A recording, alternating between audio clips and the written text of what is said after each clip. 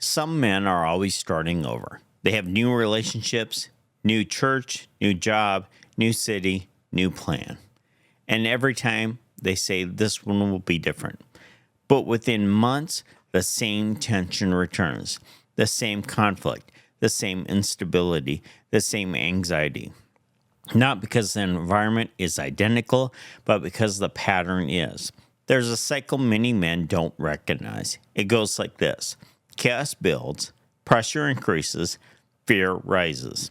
Instead of reflection, there's relocation. Instead of ownership, there's escape. And then starting over feels powerful.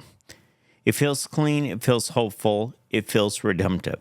But it's incomplete because you brought yourself with you.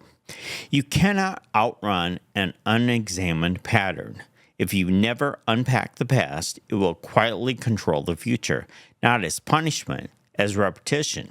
And I've seen this in men who leave relationships without doing their work, men who leave churches without confronting their reactions, men who leave jobs without examining their fear.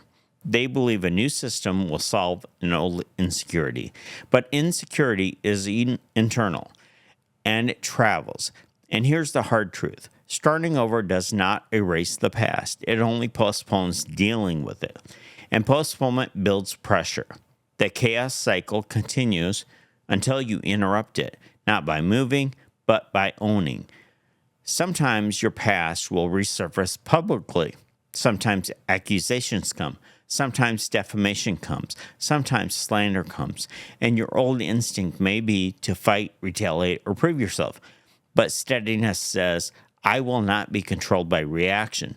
You do not need to outrun your past. You need to integrate it. You own what was yours. You release what was not. And you move forward anchored, not defensive. Doubling down on Christ is not hiding. It's grounding. When chaos rises, steadiness chooses obedience over retaliation. Because reaction feeds the cycle. Conviction breaks it.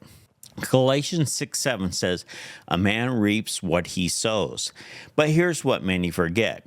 If you sow reflection, you reap clarity. If you sow escape, you reap repetition. A steady man interrupts the chaos cycle. He asks hard questions. He owns his part. He repents where he needs to, and he refuses to relocate his insecurities. And over time, that pattern breaks. Not because life becomes easy, but because he becomes anchored.